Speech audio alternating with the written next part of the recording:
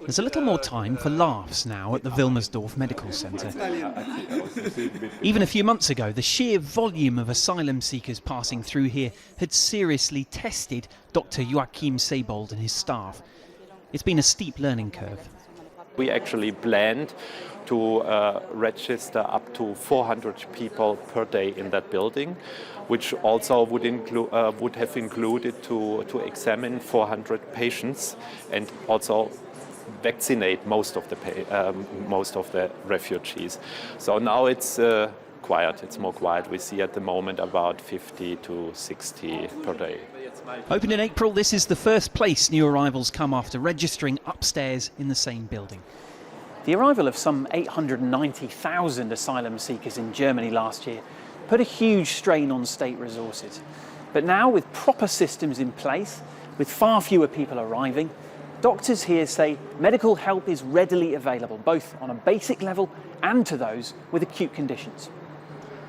For asylum seekers like this young Chechen lady, who asked not to be identified though, such care may not last. Immigration officials say only around 6% of applicants from this region of Russia get their papers, and her illness is not grounds for asylum. I've sick since childhood, but for the last 2 years I've been having tremendous problems, so much pain in my back. I had a surgery to put metal plates in, but it didn't help.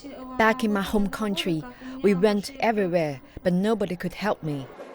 German law prevents deportation of failed asylum seekers only if they're likely to die from their illness in their country of origin.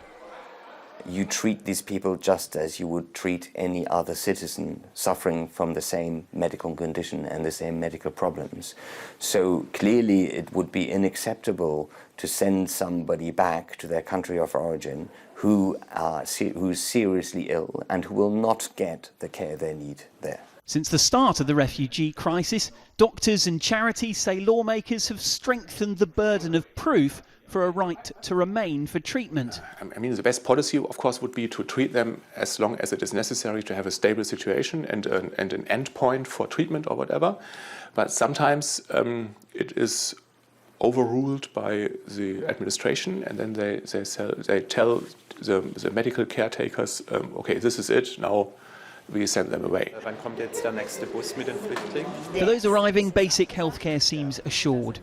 It is the seriously sick who might have to leave, whose future is increasingly contested. Guy Henderson, CCTV, Berlin.